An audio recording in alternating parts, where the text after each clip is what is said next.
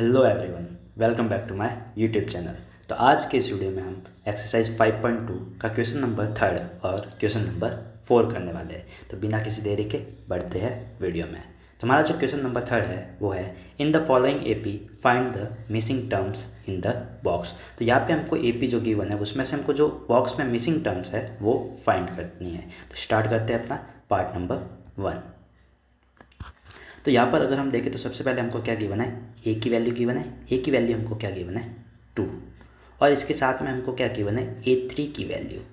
A3 की value जो हमको गिवन है वो क्या गिवन है 26। तो यहाँ से A इज इक्वल टू 2, यहाँ से हम इसको नाम दे देंगे equation 1।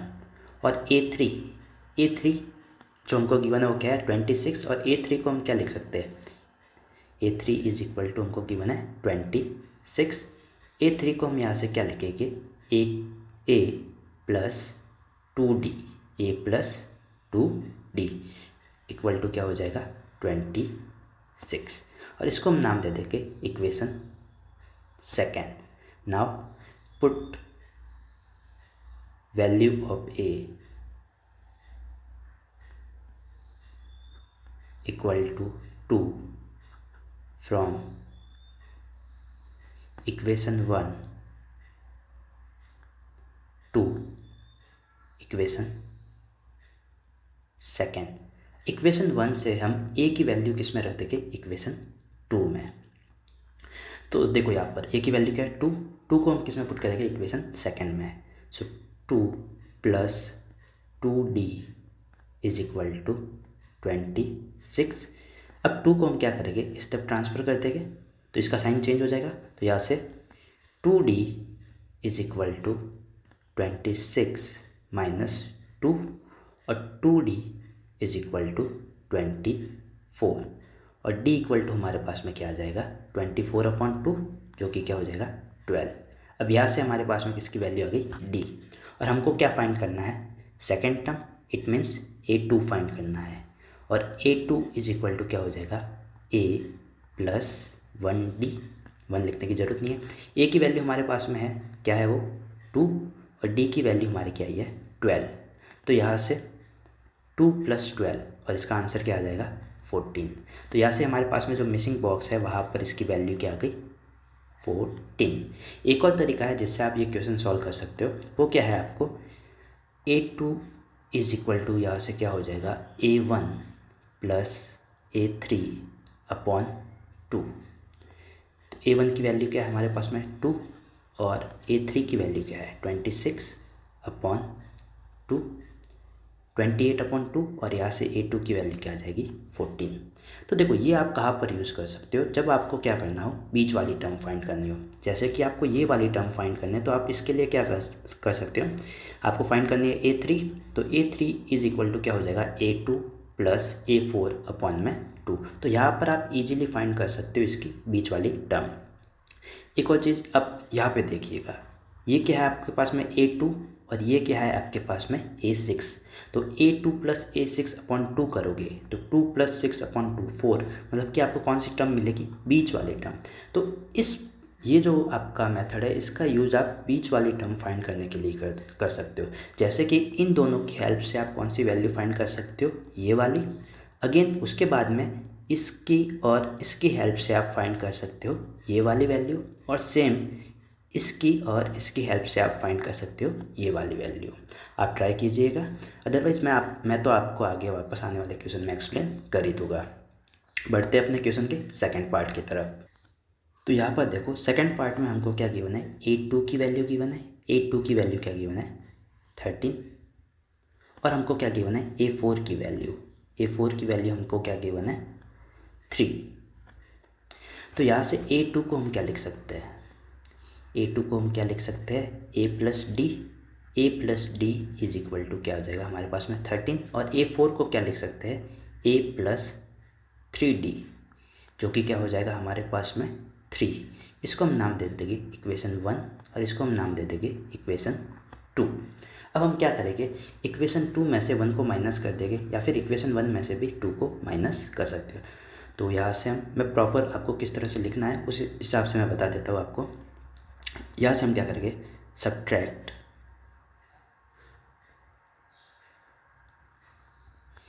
Equation 1 from equation 2। Equation 2 में से हम क्या कर रहे हैं, इक्वेशन 1 को माइनस कर रहे हैं। तो इक्वेशन 2 क्या है हमारी, a plus 3d is equal to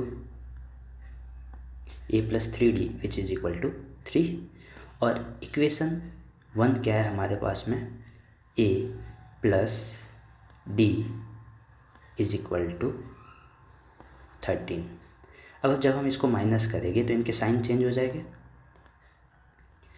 ए से ए आपका कट हो जाएगा, 3d माइनस डी क्या बचेगा 2d, और 3 माइनस 13 यहाँ से क्या बचेगा आपका 10। तो यहाँ से d की वैल्यू हमारे पास में क्या आ जाएगी, -5। अब हम क्या करेंगे, d की वैल्यू किसी भी एक इक्वेशन में पुट करेंगे, इक्वेशन 1 या 2 में, और यहाँ से हम फाइंड करेंगे a की value. So put d equal to 5 minus 5 in equation 1। Equation 1 में हम d इक्वल टू क्या पुट करते हैं, -5। सो इक्वेशन 1 क्या है हमारी, a d की प्लेस पे -5 इक्वल टू 13। माइनस का 5 इस तरफ जाएगा तो +5, a is equal to 13 plus 5, और यहाँ से a की वैल्यू हमारे पास में क्या आ गई 18। तो हमारे जो इसके लिए फर्स्ट टर्म है, फर्स्ट टर्म क्या आ जाएगी हमारी 18। इसी तरह से हम क्या फाइंड करेंगे, अब हमको क्या फाइंड करनी है, हमको इसकी थर्ड वाली टर्म। तो a3 इक्वल टू क्या हो जाएगा, a प्लस 2d, a की वैल्यू हमारे पास में क्या आई है 18 प्लस 2 मल्टीप्लाई d की वैल्यू क्या है -5।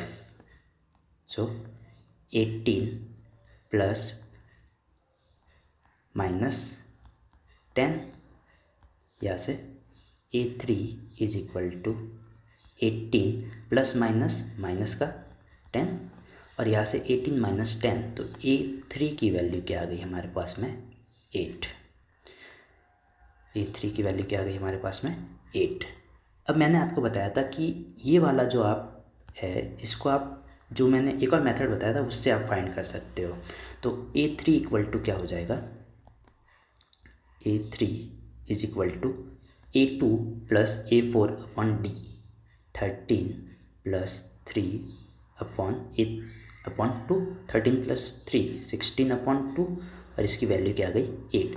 ये मेथड आप किस में यूज़ कर सकते हो, जब भी आपको ऑब्जेक्टिव में ऐसे क्वेश्चन दे रखे तो उसको जल्दी से सॉल्व करने के लिए आप ये वाला मेथड यूज़ कर सकते हो।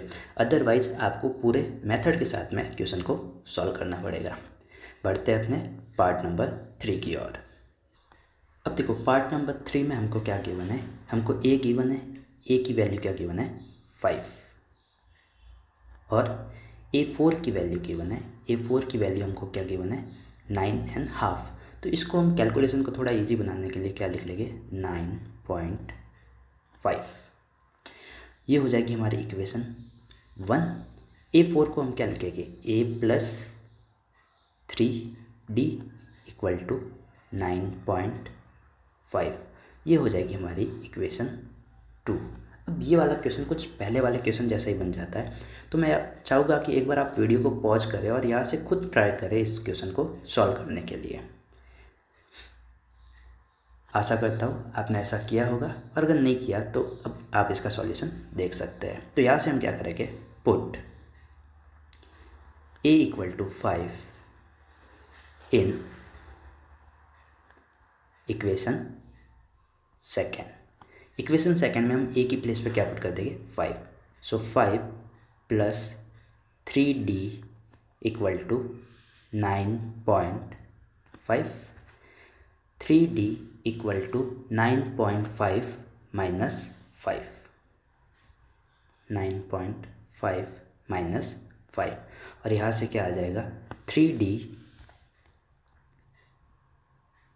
इज इक्वल टू 4.5, और d इक्वल टू क्या आ जाएगा 4.5 अपॉन 3, और जब आप इसको डिवाइड करोगे तो ये आ जाएगा 1.5। 5। तो यहाँ से डी की वैल्यू हमारे पास में क्या आ गई 1.5। और अब हमको क्या फाइंड करना है A2 और A3। तो अब हम क्या फाइंड करेंगे A2 एंड A3। तो यहाँ से देखिएगा A2 इक्वल टू क्या हो जाएगा A प्लस डी। ए की वैल्यू क्या है हमारे पास में 5 और डी की वैल्यू क्या है 1.5। तो यहाँ से 5 प्लस 1.5 क्या हो जाएगा 6.5। और इसी को अगर हम होल नंबर में लिखेंगे तो क्या हो जाएगा 6 होल 1/2। इसी तरह से A3 इक्वल टू क्या हो जाएगा A प्लस 2D। ए की value again 5 plus 2 multiply D की वैल्यू क्या है 1.5। सो 5 प्लस 3 और यहाँ से इसका आंसर क्या आ गया A3 की वैल्यू क्या आ गई 8। तो यहाँ से हमारे आंसर क्या हो जाएंगे 6.5 और 8। बढ़ते इसके पार्ट नंबर 4 की तरफ। So part number 4 again part number 4 में हमको क्या गिवन है ए की वैल्यू गिवन है हमको -4 और A6 की वैल्यू हमको गिवन है 6। तो ये क्या हो जाएगा हमारा इक्वेशन 1। और A6 को हम क्या लिखेंगे A plus 5D equal to 6। ये हो जाएगी हमारी equation 2। Again same put A equal to -4 in equation second. तो A इक्वल टू -4 को हम किस में पुट करेंगे इक्वेशन सेकेंड में। तो A की प्लेस पे -4 plus 5D is equal to 6। 4 को इस तरफ ट्रांसफ़र करेंगे -4 को तो ये क्या हो जाएगा +4। So 5D is equal to 6 plus 4 और 5D is equal to 10। D equal to 10/5 और इसका D का आंसर हमारे पास में क्या आ गया 2। अब हमको क्या फाइंड करना है A2 A3 A4 और A5। तो स्टार्ट करते हैं। सबसे पहले A2 is equal to A plus D. A की वैल्यू क्या है हमारे पास में -4 और डी की वैल्यू क्या है +2। तो यहाँ से A2 की वैल्यू क्या आ जाएगी -2। A3 equal to A plus 2D। A की वैल्यू -4 और 2 मल्टीप्लाई डी की वैल्यू 2। -4 प्लस 4 तो यहाँ से A3 की वैल्यू क्या आ गई हमारे पास में 0। सेम